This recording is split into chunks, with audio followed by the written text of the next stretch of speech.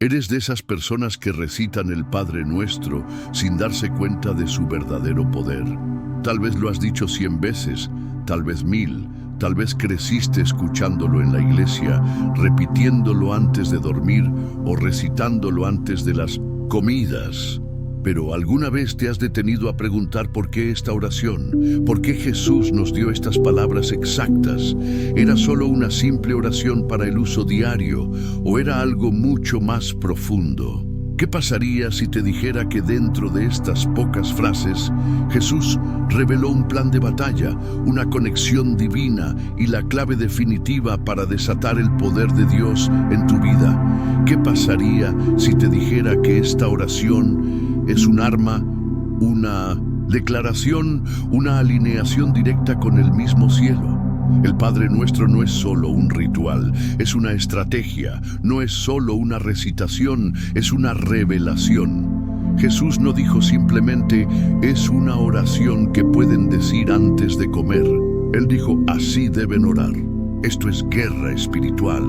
Este es el plano de cómo acercarse a Dios. Y una vez que entiendas la profundidad de esta oración, nunca volverás a orar de la misma manera. En este video vamos a explicar el Padre Nuestro como nunca antes. Verás por qué Jesús enseñó esta oración y lo que la mayoría de la gente pasa por alto por completo, el poder oculto detrás de cada frase. Cómo entender esta oración puede transformar tu relación con Dios. Cuando termines este video, nunca más recitarás esta oración, simplemente la orarás con poder. Si eres de los que no parece entender la profundidad de esta oración, no te preocupes. Vamos a desglosarla para ti de una manera que te hará ver cada palabra, cada frase y cada significado con ojos nuevos. Desde hoy, tus oraciones no serán las mismas. Y al final, oraremos juntos usando el Padre Nuestro tal como Jesús lo intencionó, entendiendo completamente su significado, activando plenamente su poder. Lo que estás a punto de escuchar podría cambiar para siempre la forma en que te acercas a Dios. Y si conoces a alguien que ora sin sentirse conectado con Dios, envíale este video. Antes de comenzar, no olvides dar like a este video. Ayuda a compartir el mensaje de Dios con más personas.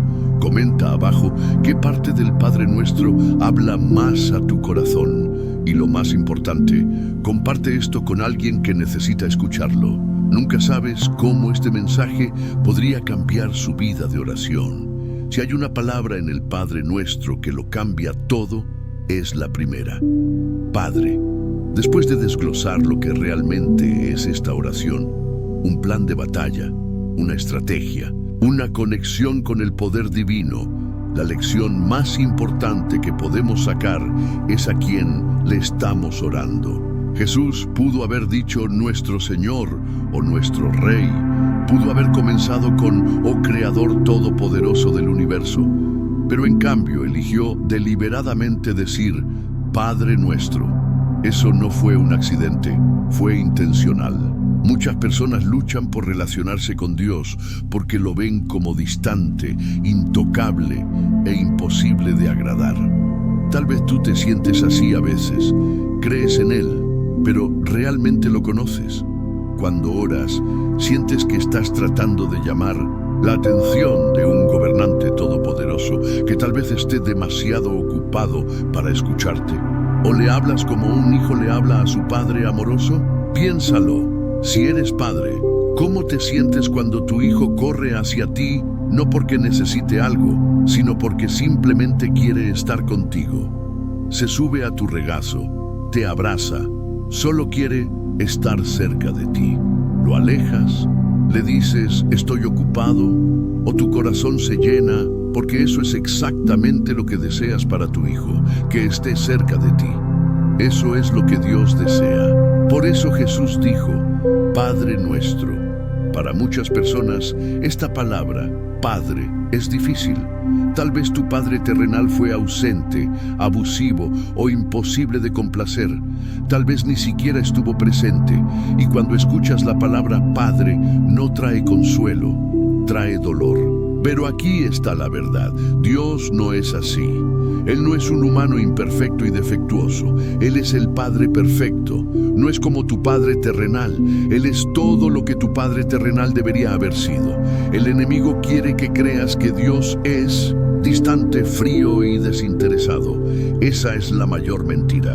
Si Satanás puede convencerte de que Dios es difícil de alcanzar, entonces puede mantenerte alejado del poder de esta oración.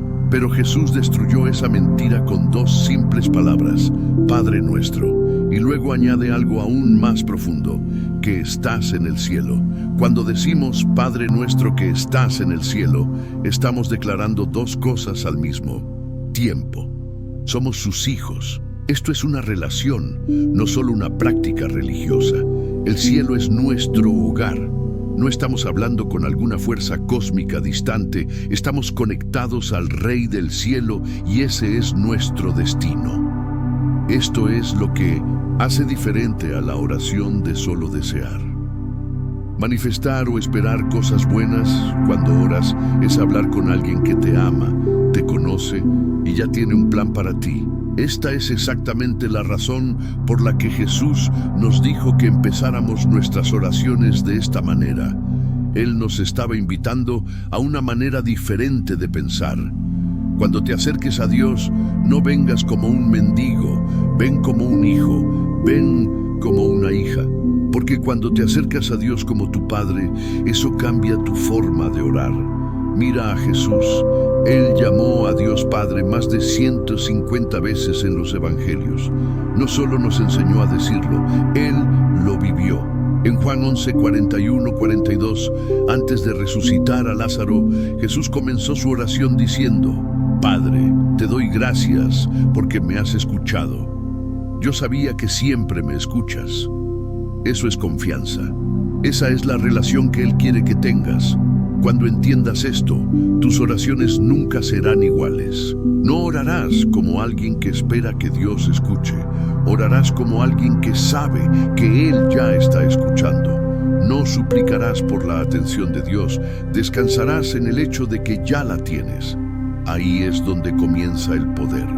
Así que la próxima vez que digas Padre nuestro que estás en el cielo, no solo digas las palabras, siéntelas, créelas, entiende lo que verdaderamente estás declarando. Eres su hijo, el cielo es tu hogar, y cuando oras, tu Padre está escuchando. Si llamar a Dios Padre nuestro cambia la forma en que nos acercamos a Él, entonces lo que Jesús dice a continuación cambia la forma en que lo vemos.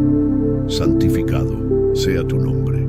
¿Cuántas veces has dicho esas palabras sin pensar en lo que realmente significan? La palabra santificado no es algo que usemos en conversaciones cotidianas. Significa santo, sagrado, apartado. Pero Jesús no solo nos enseñó a decir que el nombre de Dios es santo, nos estaba enseñando a vivir como si lo fuera. A lo largo de la Biblia, los nombres son más que simples etiquetas. Representan identidad, autoridad y reputación. Por eso el nombre de Dios es tan importante. Es su misma esencia. En Éxodo 3, cuando Moisés le pregunta a Dios, ¿cuál es tu nombre?, Dios responde: yo soy el que soy. En ese momento, Dios no solo le estaba dando a Moisés un nombre para llamarlo, estaba declarando su naturaleza eterna e inmutable. Cuando Jesús nos dice que oremos, santificado sea tu nombre, nos está recordando que estamos hablando con Él, Dios, cuyo nombre está por encima de todo nombre. Pero aquí está lo que la mayoría pasa por alto. Esto no se trata solo de decir el nombre de Dios con respeto, se trata de cómo vivimos. Cuando decimos, santificado sea tu nombre, estamos haciendo una declaración. El nombre de Dios es santo, así que debemos tratarlo como tal. El nombre de Dios es sagrado, así que nuestras vidas deben reflejar esa santidad. Aquí es donde se pone serio. Si dices, santificado sea tu nombre, pero vives como si Dios fuera solo una opción, no una prioridad, ¿realmente lo dices en serio? Si lo llamas Señor, pero ignoras sus mandamientos, ¿estás realmente honrando su nombre? Si tus palabras están llenas de alabanza el domingo, pero tus acciones lo niegan el lunes, ¿estás realmente santificando su nombre? Jesús no nos estaba enseñando solo una frase, nos estaba llamando a un estilo de vida. Piensa en el mundo en que vivimos hoy. El nombre de Dios se usa en vano todos los días en películas y en la conversación diaria. La gente usa el nombre del Todopoderoso como si no significara nada. Pero en las Escrituras, el nombre de Dios es poderoso. En el Antiguo Testamento, los israelitas tenían tanto respeto por el nombre de Dios que ni siquiera lo pronunciaban. Cuando los escribas escribían Yahuwah, se detenían, se lavaban las manos y usaban una pluma nueva solo para escribirlo, porque era así de sagrado. Pero hoy la gente lo dice sin pensar. Algunos incluso se burlan de él. Y aquí está la pregunta. ¿Somos diferentes? ¿Vivimos realmente de una manera que muestre al mundo que el nombre de Dios está apartado o nos mezclamos con lo demás, tratándolo con ligereza? El nombre de Jesús es poderoso. En Filipenses 2:9-11 dice: por eso Dios lo exaltó hasta lo sumo y le otorgó el nombre que está sobre todo nombre, para que ante el nombre de Jesús se doble toda rodilla en el cielo, en la tierra y debajo de la tierra, y toda lengua confiese que Jesucristo es el Señor. Ese es el poder de su nombre. No es ordinario, es santificado. Cuando Jesús expulsaba demonios, lo hacía en su nombre. Cuando los discípulos sanaban a los enfermos, lo hacían en su nombre. Cuando oramos, lo hacemos en su nombre. Así que cuando decimos, santificado sea tu nombre, estamos haciendo un compromiso de honrar su nombre en la manera en que hablamos, un compromiso de representar su nombre en la manera en que vivimos, un compromiso de revelar su nombre a un mundo que ha olvidado su poder. Mira lo que está pasando a nuestro alrededor. La gente ya no solo ignora a Dios, lo rechaza. Su nombre está siendo borrado de las escuelas, de la cultura, de la vida pública. El enemigo sabe que si puede eliminar el nombre de Dios, puede eliminar el temor a Dios. Pero nosotros estamos llamados a ser diferentes. Así que cuando ores, no solo digas las palabras. Pregúntate, ¿mi vida santifica el nombre de Dios? ¿Vivo de una manera que muestra al mundo quién es Él realmente? Porque cuando realmente entiendas lo que significa decir, santificado sea tu nombre, nunca volverás a orar de la misma manera. Si orar, santificado sea tu nombre, es un compromiso de honrar el nombre de Dios, entonces lo que Jesús dice a continuación es aún más radical. Venga tu reino. A primera vista, esto suena como una frase simple, un bonito sentimiento religioso, pero si realmente entiendes lo que significa, te darás cuenta de que es un grito de guerra. Cuando Jesús nos dijo que oráramos, venga tu reino, nos estaba enseñando a clamar por un cambio total de poder, una toma espiritual, porque la realidad es esta: hay dos reinos en guerra ahora mismo. El reino de Dios y el reino de este mundo están en conflicto. Y la pregunta es, ¿cuál estás construyendo? El reino de este mundo es fácil de ver. Está a nuestro alrededor. Un mundo obsesionado con el poder, el dinero, la influencia y la gloria personal. Un sistema que te dice que hagas lo que te haga feliz sin importar el costo. Un reino donde la verdad es lo que la gente quiere que sea. Donde lo bueno se llama malo y lo malo se llama bueno. Pero el reino de Dios es diferente. En el reino de Dios los primeros serán los últimos y los últimos serán los primeros. En el reino de Dios los humildes son exaltados y los orgullosos son humillados. En el reino de Dios el poder no se trata de dominación, se trata de servicio. En el reino de Dios, el rey murió por su pueblo en lugar de exigir que su pueblo muriera por él. Este es el reino que Jesús nos dijo que pidiéramos. Pero aquí está la parte que la mayoría de la gente pasa por alto. El reino de Dios no es solo una realidad futura, es algo que estamos llamados a traer al mundo ahora. Cuando Jesús vino, no solo predicó sobre el cielo, predicó sobre el reino. Dijo: arrepientan, porque el reino de los cielos está cerca. Mateo 4:17. Expulsó demonios, sanó enfermos y perdonó pecados, no solo para hacer milagros, sino para mostrar cómo luce el reino de Dios en acción. Y ahora estamos llamados a hacer lo mismo. Pero aquí está el problema. La mayoría de la gente no quiere realmente que venga el reino de Dios. Quieren que venga su reino, quieren que se cumpla su voluntad, sus planes, sus deseos. Quieren un reino cómodo, un reino donde Dios bendiga su vida pero no cambie su corazón. Quieren un reino donde Jesús esté presente, pero ellos sigan sentados en el trono. Pero Jesús no nos enseñó a orar: Señor, bendice mi reino. Nos enseñó a orar: venga tu reino. Esto significa rendición. Esto significa alinearnos con la voluntad de Dios, no con la nuestra. Esto significa decir: Dios, toma el control. Establece tu gobierno en mi vida, en mi hogar, en mi ciudad, en este mundo. Significa guerra, porque el enemigo no quiere que venga el reino de Dios. El momento en que empiezas a orar esta oración con entendimiento, te conviertes en una amenaza para las fuerzas de las tinieblas. Estás pidiendo que el gobierno de Dios invada territorio enemigo. Estás pidiendo que la luz expulse la oscuridad. Estás orando por un reino que derroque todo lo que Satanás ha construido. Mira el mundo hoy. Es prueba de que las personas están eligiendo el reino equivocado. La división, el engaño, la corrupción, todo es evidencia de un mundo que ha rechazado el gobierno de Dios. Pero Jesús no nos dijo que nos sentáramos a esperar el cielo. Nos dijo que oráramos para que el reino viniera. Y aquí está la pregunta: ¿estás dispuesto a vivir de una manera que traiga su reino a la tierra? Porque orar venga tu reino no se trata solo de palabras, se trata de acción. Significa ser las manos y los pies de Jesús.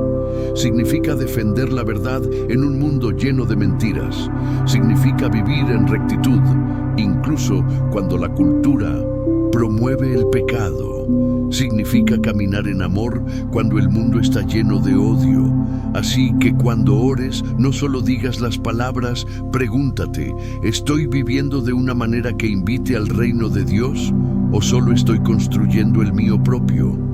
Porque cuando realmente entiendas lo que significa decir venga tu reino, nunca volverás a orar de la misma manera. Rendirse. Ahí es donde la mayoría de las personas tienen dificultades cuando se trata de la oración. Es fácil pedirle a Dios lo que queremos, pero es otra cosa decir: no se haga mi voluntad, sino la tuya. Esta frase, hágase tu voluntad en la tierra como en el cielo, es una de las partes más poderosas pero desafiantes del Padre Nuestro. Porque en ese momento no solo estamos diciendo palabras, estamos eligiendo confiar en el plan de Dios por encima del nuestro. Estamos reconociendo que sus caminos son más altos, incluso cuando no los entendemos. Piénsalo, ¿alguna vez has orado por algo con tanta desesperación, creyendo con todo tu corazón que era lo correcto, solo para que Dios dijera que no? Tal vez le rogaste a Dios por salvar una relación, pero terminó. Tal vez oraste por un trabajo y se lo dieron a otra persona. Tal vez pediste sanidad, pero el sufrimiento continuó. Es en esos momentos donde esta parte del Padre Nuestro se vuelve real. Porque rendirse no se trata solo de decir las palabras, se trata de confiar en Dios cuando su respuesta es diferente de lo que esperábamos. Jesús mismo nos dio el ejemplo en el momento más intenso de su vida. En el huerto de Getsemaní, el peso de la cruz lo aplastaba. Sabía lo que venía: la traición, el dolor, la humillación, la separación del Padre. Y oró: Padre, si quieres, pasa de mí esta copa, pero no se haga mi voluntad, sino la tuya. Lucas 22:42. Esa oración no fue fácil, no fue fría, fue una batalla. Pero en ese momento Jesús nos mostró lo que es la verdadera rendición. Confiaba plenamente en el Padre, incluso cuando eso lo llevaría a la cruz. Y aquí es donde debemos preguntarnos: ¿realmente estamos orando para que se haga la voluntad de Dios o solo esperamos que Él haga las cosas a nuestra manera? Es una pregunta difícil, porque rendirse es duro. Significa soltar el control, significa decir: Dios, incluso si esto no sale como quiero, confío en ti. Significa creer que su plan es mayor que lo que podemos ver en este momento. Mira las historias de las Escrituras. José fue vendido como esclavo, acusado falsamente y encarcelado. Pudo haber pensado que Dios lo había abandonado, pero no lo hizo. Confiaba en que la voluntad de Dios se estaba cumpliendo, incluso a través del sufrimiento. Y al final se convirtió en el segundo al mando en Egipto, salvando incontables vidas. O piensa en Pablo.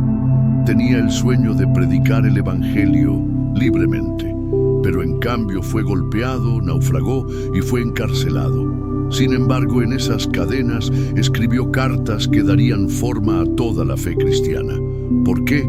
Porque había rendido sus planes al propósito mayor de Dios. Y ahora llevémoslo al presente. ¿Cuántas veces luchamos contra la voluntad de Dios sin siquiera darnos cuenta? Perseguimos cosas, forzamos situaciones, nos frustramos cuando la vida no va como queremos. Pero cuando realmente oramos: hágase tu voluntad, estamos entregándole a Dios la pluma y diciendo: escribe la historia como tú la ves mejor. Y ahí es donde se encuentra la verdadera paz. Así que aquí va el desafío. La próxima vez que ores, no solo digas estas palabras, créelas. Pregúntate: ¿confío realmente en Dios lo suficiente como para rendirle mis planes? Porque si realmente deseamos que se haga su voluntad en la tierra como en el cielo, debe comenzar con nosotros. Hay una razón por la que Jesús no dijo: danos este mes nuestro pan mensual, o danos este año nuestro pan anual. Él dijo: danos hoy nuestro pan de cada día.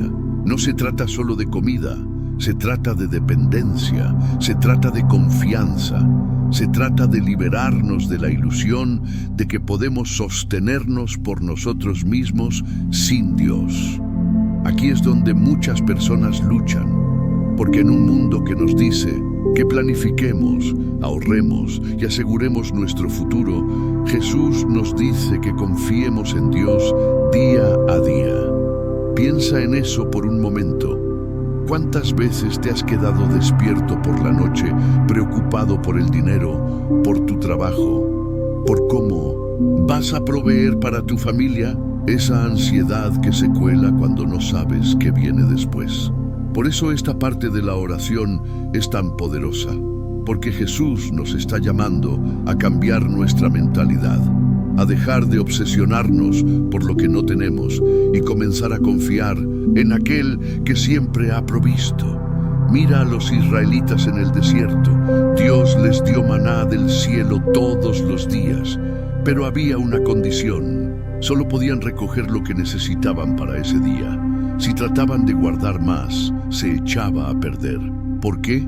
Porque Dios les estaba enseñando dependencia diaria, les estaba enseñando que su provisión no venía de sus propias manos, venía de Él. Y esa es la misma lección que Jesús nos está enseñando a través de esta oración. Pero seamos honestos, esto es difícil. Todo en nosotros anhela seguridad. Queremos saber que estamos cubiertos para los próximos 5, 10, 20 años. Queremos la garantía de que nunca tendremos que pasar necesidad. Y sin embargo, Jesús nos dice que pidamos pan diario. No porque Dios no quiera que planifiquemos, sino porque quiere que confiemos. Y esto va más allá del dinero. ¿Qué pasa con la fortaleza emocional? ¿Cuántas veces tratamos de acumular suficiente paz para que nos dure toda la semana, solo para descubrir que el miércoles ya estamos agotados? Jesús está diciendo, ven a mí cada día, pídeme lo que necesitas hoy. Te daré la fuerza, la sabiduría, la paciencia y la provisión que necesitas un día a la vez. Mira cómo vivió Jesús. No llevaba un cofre de oro, no se preocupaba por de dónde vendría su próxima comida. Confiaba plenamente en el Padre, dándonos el ejemplo. Y la verdad es esta: cuando empezamos a vivir así, confiando en Dios diariamente, en lugar de acumular recursos para sentirnos seguros, experimentamos una libertad que el mundo no puede ofrecer. Porque la ansiedad desaparece cuando nos damos cuenta de que estamos en las manos de un proveedor fiel. Ahora piensa en la cultura actual, la presión por lograr, la obsesión con la riqueza, la preocupación constante por el futuro. Es agotador, pero Jesús está diciendo, déjalo, pide lo que necesitas hoy, confía en mí para encargarme del mañana. Así que aquí va el reto. ¿Qué cambiaría en tu vida si realmente creyeras que Dios te proveerá a diario? Si dejaras de vivir con miedo al futuro y empezaras a confiar en Él en el presente. Si realmente vivieras como si el Dios que alimentó a los israelitas, que proveyó para Elías a través de los cuervos, que multiplicó el pan y los peces, es el mismo Dios que vela por ti ahora mismo, porque lo es. Así que la próxima vez que ores esta parte del Padre Nuestro, no solo digas las palabras, siéntelas. Deja que rompan tu dependencia del dinero, de tu trabajo, de tu propia capacidad para hacer que las cosas sucedan. Porque la verdadera paz no viene de tener todo resuelto, sino de saber que tu Padre en el cielo nunca falla en darte exactamente lo que necesitas. Y si crees eso, entonces las preocupaciones de hoy no tienen oportunidad. Si pedir el pan de cada día nos enseña a depender de Dios, entonces pedir perdón nos enseña algo igual de transformador. ¿Cómo ser libres? Libres de la culpa, libres de la amargura, libres de las cadenas que nos mantienen atrapados en el pasado. Pero aquí está la parte que hace esta oración tan radical. Jesús no solo nos dice que pidamos perdón, nos dice que perdonemos a los demás de la misma manera en que queremos ser perdonados. Y ahí es donde la mayoría de la gente lucha. Porque es fácil decir, Dios, perdóname. Es mucho más difícil decir, Dios, ayúdame a perdonarlos. Pero Jesús une estas dos cosas de una forma que no podemos ignorar. Piénsalo. ¿Alguna vez te has sentido distante de Dios sin saber por qué? Tal vez has estado orando, leyendo la Biblia, incluso asistiendo a la iglesia, pero algo se siente apagado. Jesús nos da la respuesta aquí. La falta de perdón nos bloquea de experimentar la plenitud de la misericordia de Dios. Endurece nuestro corazón, distorsiona nuestras oraciones y nos mantiene atrapados en un ciclo de dolor. Jesús lo dejó claro en Mateo 6, 14, 15, cuando dijo, porque si perdonan a otros sus ofensas, también su Padre Celestial los perdonará a ustedes. Pero si no perdonan a otros sus ofensas, tampoco su Padre les perdonará las suyas. Esa es una realidad aterradora. Significa que si retenemos el resentimiento, nos estamos desconectando del perdón que desesperadamente necesitamos. Mira la parábola del siervo despiadado en Mateo 18. Un hombre debía una deuda impagable a un rey, y el rey, en su misericordia, le perdonó todo. Pero ¿qué hizo el hombre? Inmediatamente fue y se negó a perdonar a alguien que le debía solo una pequeña cantidad. Cuando el rey se enteró, lo mandó a prisión diciendo, no debías tú también tener misericordia de tu compañero, así como yo tuve misericordia de ti. Eso es exactamente lo que sucede cuando nos negamos a perdonar. A nosotros se nos ha perdonado una deuda inmensurable. Cada pecado, cada fracaso, cada momento de rebeldía contra Dios. Y sin embargo, tan a menudo nos aferramos a ofensas menores. Decimos cosas como, pero me hirieron, no se lo merecen, ni siquiera se han disculpado. Pero ¿acaso nosotros merecíamos el perdón? Vinimos a Dios limpios, pidiendo perdón por cada pecado, antes de que Él eligiera enviar a Jesús. Romanos 5:8 dice, pero Dios demuestra su amor por nosotros en esto, en que cuando todavía éramos pecadores, Cristo murió por nosotros. Eso significa que perdonamos no porque las personas lo merezcan, sino porque nosotros tampoco lo merecíamos. Dejemos algo claro. Esto no significa fingir que lo que hicieron está bien. No significa permitir que personas tóxicas vuelvan a tu vida. No significa ignorar el dolor. Significa liberarlos, entregarlos a Dios, decir, me niego a dejar que esta amargura eche raíces en mí. Me niego a que sus acciones controlen mi corazón. Y aquí viene la parte hermosa. El perdón no solo los libera a ellos, te libera a ti. Los estudios incluso muestran que aferrarse al rencor aumenta el estrés, daña el sistema inmunológico y conduce a la depresión. Mientras tanto, los que perdonan experimentan más paz, mejor salud y hasta mayor esperanza de vida. Pero Jesús sabía esto mucho antes que la ciencia. Por eso hizo del perdón una parte central de la oración. Ahora hablemos del otro lado. Si somos honestos, a veces nosotros somos los que necesitamos perdón, no solo de Dios, sino de otras personas. Hemos herido a otros, hemos dicho cosas que no debimos, hemos cometido errores. Y así como queremos la misericordia de Dios, debemos tener la humildad de buscar la reconciliación cuando sea posible. Así que aquí va la pregunta. ¿A quién necesitas perdonar? Tal vez es alguien de hace años, un padre, un amigo, un cónyuge. Tal vez eres tú mismo, o tal vez necesitas pedirle perdón a alguien más, porque Jesús lo dejó claro. No podemos separar el recibir el perdón de Dios del dar perdón a los demás. Si queremos que nuestras oraciones sean poderosas, si queremos caminar en verdadera libertad, debemos soltar las cadenas de la amargura. Así que cuando ores esta parte del Padre Nuestro, no solo digas las palabras, vívelas, deja que te transformen. Y si Dios trae un nombre a tu corazón, no lo ignores. Perdonar no es fácil, pero es necesario. Y cuando finalmente sueltes ese beso te darás cuenta. No solo los mantenía a ellos cautivos, te estaba manteniendo cautivo a ti. Y Dios nunca quiso que vivieras así.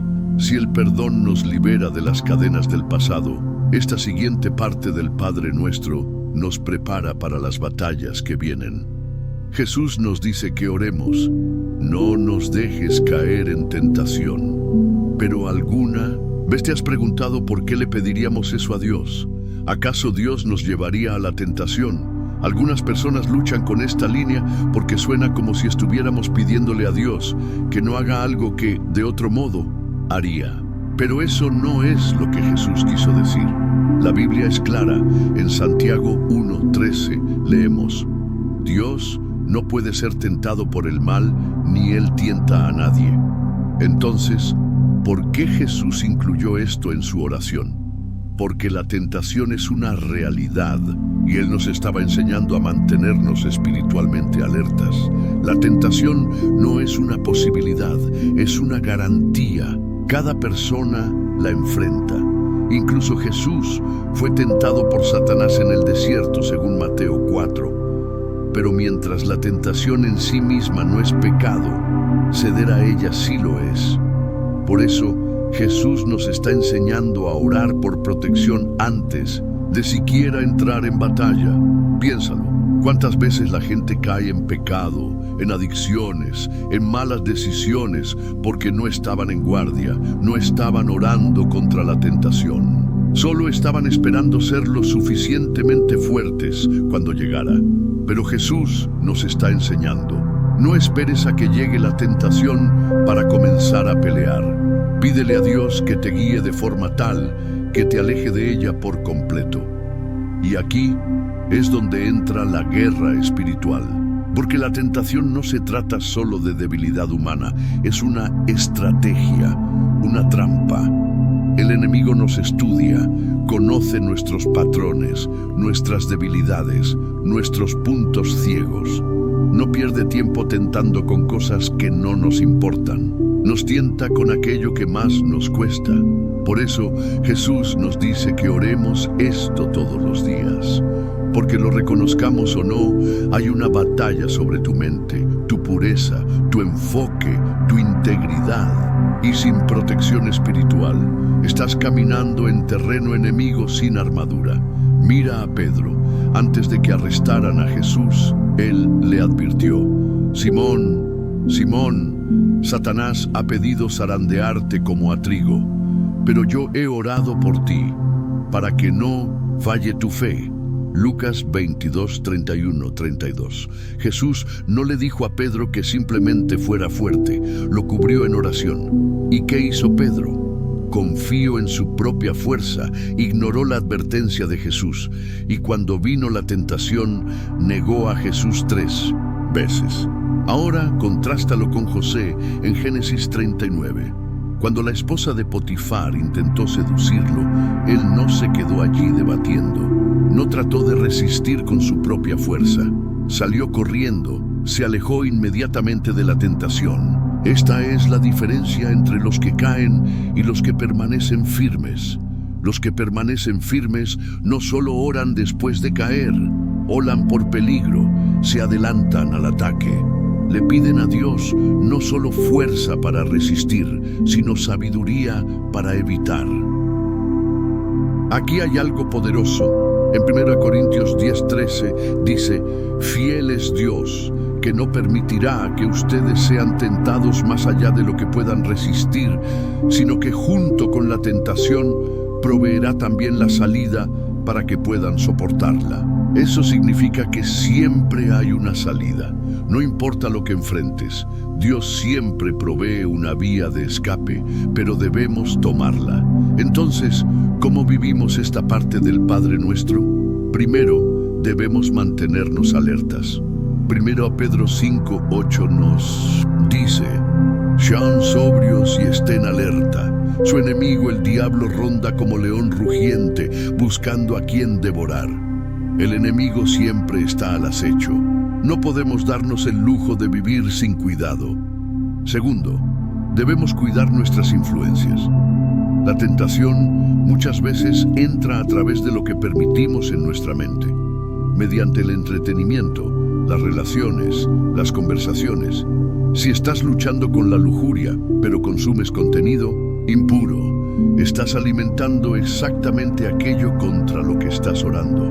Si estás orando por paciencia, pero te rodeas de personas tóxicas, estás dificultando resistir la ira. Tercero, debemos correr hacia Dios, no solo alejarnos del pecado.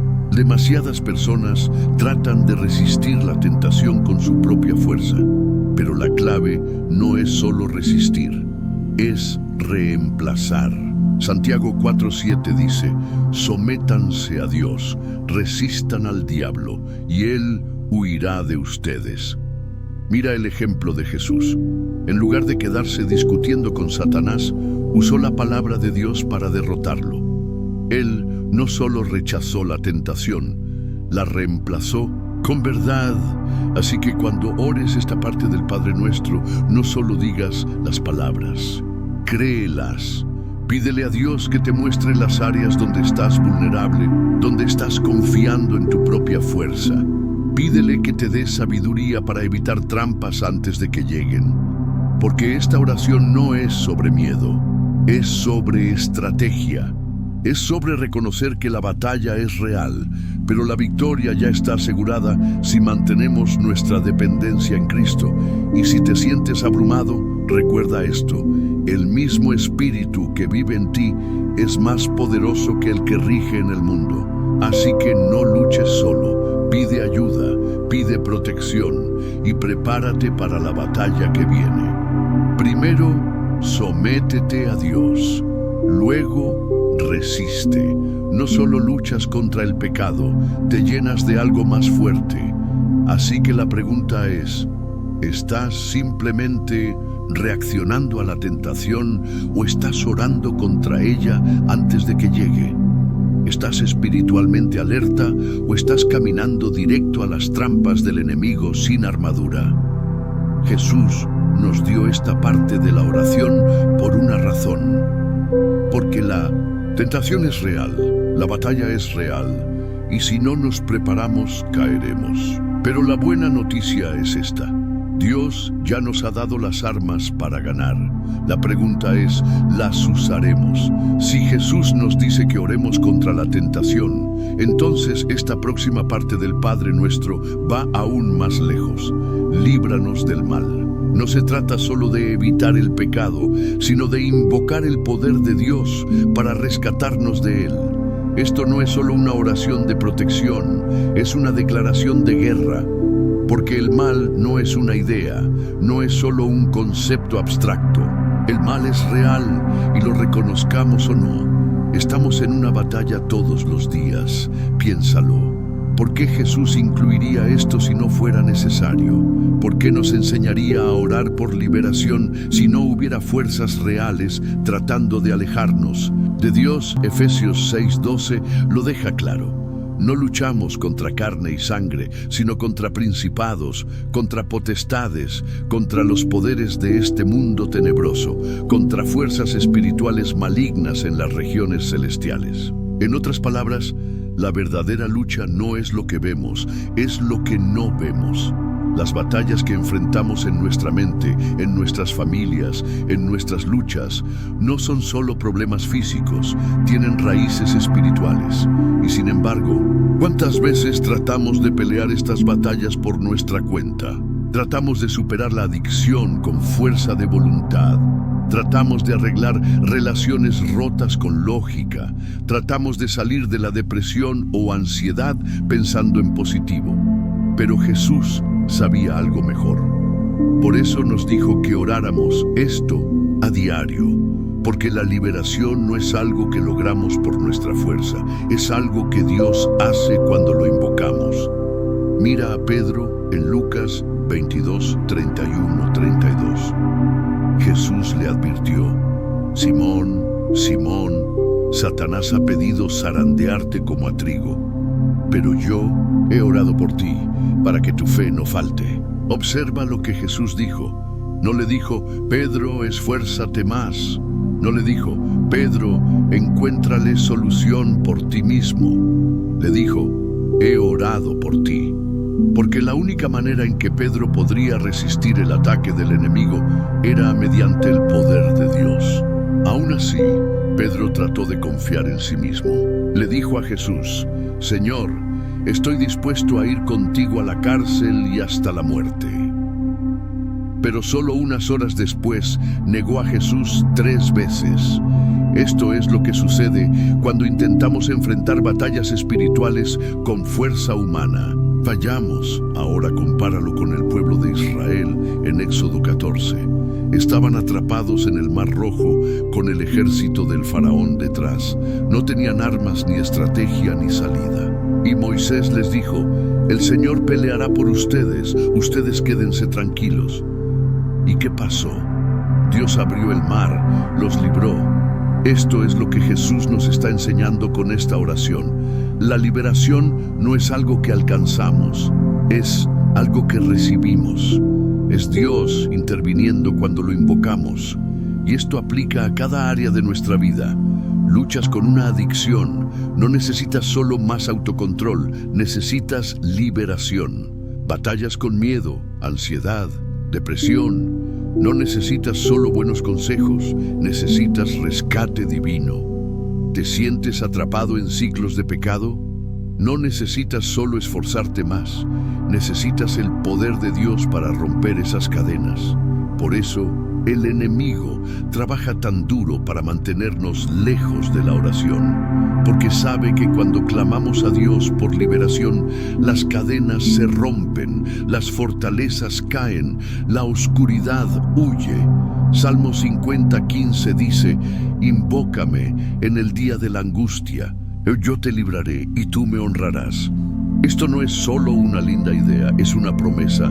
Entonces, ¿cómo vivimos esta parte de la oración? Primero, debemos reconocer que necesitamos el poder de Dios cada día. La liberación no es un evento único, es una dependencia diaria de Él. Segundo, debemos dejar de luchar solos. Hay una razón por la que Jesús dijo: cuando oren, digan, líbranos del mal. No dijo, líbrame, sino líbranos. Porque no estamos hechos para pelear en aislamiento. Necesitamos una comunidad de creyentes orando unos por otros, intercediendo unos por otros. Tercero, debemos confiar en que Dios ya está obrando a nuestro favor. A veces la liberación es instantánea, otras veces es un proceso, pero de cualquier manera, Dios es fiel. Así que la pregunta es: ¿estás tratando de pelear solo o estás llamando a Dios por liberación? Porque las batallas que enfrentas son más grandes que tú, pero el Dios al que sirves es más grande que cualquier ataque del enemigo. Y cuando oras, líbranos del mal, no solo estás diciendo palabras, estás invocando el poder mismo del cielo para que pelee por ti. Y eso lo cambia todo. Si pedirle a Dios liberación es invocar su poder, entonces esta línea final del Padre Nuestro es la declaración suprema de ese poder. Tuyo es el reino, el poder y la gloria por los siglos. No es solo una frase de cierre, es un grito de guerra, una proclamación de victoria, un recordatorio de que sin importar lo que pase, sin importar las batallas que enfrentemos, Dios reina soberano. Jesús no nos enseñó a terminar esta oración con temor, duda o incertidumbre. No dijo, espero que me ayudes, ni tal vez tengas el control. Nos enseñó a terminar con confianza. Tuyo es el reino, el poder y la gloria por siempre. Esto es una declaración de certeza, una proclamación de que, a pesar de lo que vemos, a pesar de lo que sentimos, el reino de Dios es eterno. Y esto es crítico, porque la oración no se trata solo de pedir, se trata de alinearnos, alinear nuestros corazones con la verdad de Dios, alinear nuestra perspectiva con su realidad. Y cuando terminamos en adoración, cuando proclamamos su autoridad, estamos cambiando nuestro enfoque de nuestros problemas a su poder. Piénsalo, ¿qué diferentes serían tus oraciones si terminaran así? En lugar de concluir con Dios, no sé qué hacer, terminarías diciendo, pero tuyo es el reino. Es decir, yo no tengo el control, pero tú sí. En lugar de, Señor, me siento débil, dirías, pero tuyo es el poder. Es decir, yo tal vez no tenga fuerza, pero tú sí. En lugar de, Dios, tengo miedo de lo que viene, dirías, pero tuya es la gloria por siempre. Es decir, este mundo es temporal, pero tu reino es eterno. Esto es exactamente lo que hizo el rey Josafat en 2 Reyes 20, cuando sus enemigos lo rodeaban. Cuando parecía inevitable la derrota, ¿qué hizo? Oró, reconoció que no tenía poder alguno, pero luego, en lugar de entrar en pánico, terminó en adoración. Todo el ejército de Judá alabó a Dios antes de que la batalla comenzara. ¿Y qué ocurrió? Dios hizo que sus enemigos se destruyeran entre ellos, y Judá ni siquiera tuvo que luchar.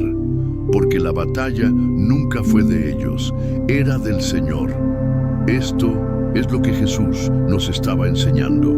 La oración no termina con súplica, termina con una declaración. que Dios ya reina, que su poder ya es más grande que nuestros problemas, que sin importar lo que suceda, Él tiene la victoria final. Y esto es tan importante porque vivimos en un mundo que intenta convencernos de que Dios no está en control, que las tinieblas están ganando, que el caos reina. Pero cuando oramos estas palabras, empujamos contra esa mentira, recordamos a nuestra alma la verdad. El reino es suyo, el poder es suyo, la gloria es suya por siempre. Entonces, ¿cómo vivimos esta verdad? Primero, debemos aprender a terminar cada oración con fe. No importa lo que estés enfrentando, declara la soberanía de Dios. Termina con confianza, no con incertidumbre. Segundo, recordemos que la victoria no siempre se ve como esperamos. A veces, Dios libra de inmediato, otras veces obra a través de un proceso, pero de cualquier forma, Él reina. Tercero, dejemos que esta verdad moldee cómo vivimos. Si realmente creemos que tuyo es el reino, el poder y la gloria, entonces, ¿por qué vivimos con miedo? ¿Por qué dudamos en confiar? ¿Por qué dejamos que las circunstancias nos sacudan? Porque si realmente creemos esto, todo cambia. Cuando entras en una situación difícil, no entras derrotado. Entras sabiendo que el reino de Dios es inconmovible. Cuando enfrentas una batalla que parece demasiado grande para ti, no retrocedes. Te mantienes firme, sabiendo que el poder de Dios es mayor. Cuando el mundo intenta convencerte de que las tinieblas están ganando, no pierdes la esperanza. Te recuerdas a ti mismo que su gloria es para siempre. Por eso Jesús terminó la oración de esta manera. No es solo una línea de cierre, es una declaración. Es la palabra final sobre cada circunstancia, cada batalla, cada temor. Tuyo es el reino, el poder y la gloria por los siglos. No importa lo que suceda en este mundo, no importa lo que enfrentes en tu vida, Dios reina. Y por eso oramos. Si entendemos lo que Jesús estaba enseñando, entonces esta oración no es solo algo que decimos, es algo que vivimos. La lección más importante que hemos recibido al repasar el Padre Nuestro es esta. La oración no se trata de cambiar la mente de Dios, se trata de cambiarnos a nosotros. Piénsalo. ¿Cuántas veces oramos como si estuviéramos tratando de convencer a Dios de que se preocupe por nuestras necesidades, como si tuviéramos que persuadirlo para que intervenga? Pero Jesús no nos dio una oración de persuasión, nos dio una oración de alineación. Una oración que cuando se ora con entendimiento, reordena nuestras prioridades, refocaliza nuestro corazón, renueva nuestra fe en el poder de Dios, no en nuestros problemas. Por eso Jesús no enseñó a sus discípulos a orar por el crecimiento de sus propios reinos, ni porque se hiciera su voluntad, ni por su éxito personal. Les enseñó a orar primero por el reino de Dios, primero por su voluntad, primero por su presencia. Porque cuando oramos así, ya no estamos solo pidiendo a Dios que cambie nuestras circunstancias, le estamos pidiendo que nos cambie a nosotros. Entonces, ¿cómo aplicamos esta oración a nuestra vida diaria? Primero, debemos cambiar la manera en que nos acercamos a la oración. La oración no es un monólogo, es una conversación. Demasiado a menudo tratamos la oración como una lista de tareas. Decimos lo nuestro, enumeramos nuestras peticiones y seguimos adelante. Pero, ¿qué pasaría si oráramos como Jesús enseñó? ¿Qué pasaría si comenzáramos reconociendo la presencia de Dios? ¿Qué pasaría si realmente santificáramos su nombre? Nos sentáramos en asombro de quién es Él antes de pedir nada. ¿Qué pasaría si tomáramos tiempo para escuchar en lugar de solo hablar? Segundo, debemos vivir lo que oramos. Si oramos, hágase tu voluntad. Entonces debemos estar dispuestos a rendirla, nuestra. No podemos orar por la voluntad de Dios y luego rehusarnos a seguirla. No podemos pedir el pan de cada día mientras aún nos preocupamos por el mañana. No podemos pedir perdón mientras guardamos rencor. Tercero, debemos permitir que esta oración moldee cómo vemos el mundo. Cada parte de esta oración desafía la forma en que la sociedad nos enseña a pensar. El mundo dice que seamos autosuficientes. Jesús dice que dependamos del Padre. El mundo dice que construyamos nuestros propios reinos. Jesús dice que busquemos primero el reino de Dios. El mundo dice que exijamos justicia. Jesús dice que perdonemos. Por eso, el Padre Nuestro es tan poderoso. No son solo palabras, es un estilo de vida y si realmente lo vivimos, lo cambiará todo. Imagina qué pasaría si dejáramos de orar por nuestros propios planes y comenzáramos a orar para que venga el reino de Dios. Imagina si dejáramos de tratar de controlar todo y empezáramos a confiar en la provisión diaria de Dios. Imagina si realmente perdonáramos a los demás como esperamos que Dios nos perdone a nosotros. Imagina si dejáramos de pelear batallas espirituales con fuerza humana y comenzáramos a clamar a Dios por liberación. Esta oración es una invitación a vivir diferente, a pensar diferente, a confiar diferente. Entonces, la verdadera pregunta es, ¿estamos realmente orando como Jesús nos enseñó? ¿O hemos estado repitiendo palabras sin entender su peso? Porque una vez que lo entiendas, una vez que realmente captes la profundidad de lo que Jesús estaba enseñando, nunca volverás a orar igual. Nunca te acercarás a Dios de la misma manera. Y te darás cuenta de que el Padre Nuestro no es solo algo que repetimos. Es el grito de guerra de aquellos que viven por fe. Si el Padre Nuestro nos ha enseñado algo, es que la oración nunca fue pensada como un simple hábito. Fue pensada como un arma, una estrategia, una línea directa al Padre. Pero para muchos de nosotros, la oración se ha vuelto rutina, algo que decimos porque nos lo enseñaron, sin darnos cuenta del poder que hay detrás. La lección más importante que nos deja esta oración es esta. Orar no se trata solo de hablar, se trata de rendirse. Piénsalo. Jesús no le dio a sus discípulos una oración para repetir mecánicamente. Les dio un modelo, un plano para orar de una manera que cambie la atmósfera, alinee su corazón con la voluntad de Dios y los prepare para la batalla espiritual. Esta oración fue diseñada para transformarnos, no para ser recitada por obligación. Así que la verdadera pregunta es, ¿estás solo repitiendo palabras o realmente estás orando? Porque hay una gran diferencia. Cuando decimos, Padre nuestro que estás en el cielo, realmente reconocemos que estamos hablando con el Creador del universo y que aún así Él nos llama a sus hijos.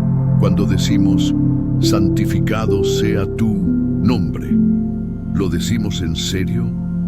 ¿Hacemos honor a su nombre en la manera en que hablamos, en la manera en que pensamos, en la manera en que vivimos? Cuando oramos, venga tu reino, hágase tu voluntad. ¿Realmente deseamos su voluntad o secretamente esperamos que bendiga nuestros planes? ¿Qué tal cuando decimos, danos hoy nuestro pan de cada día? ¿Confiamos realmente en Dios para hoy o estamos tan consumidos por el temor al mañana que no vemos su provisión en el presente? Y cuando decimos, perdónanos nuestras deudas, así como nosotros perdonamos a nuestros deudores, ¿realmente queremos eso?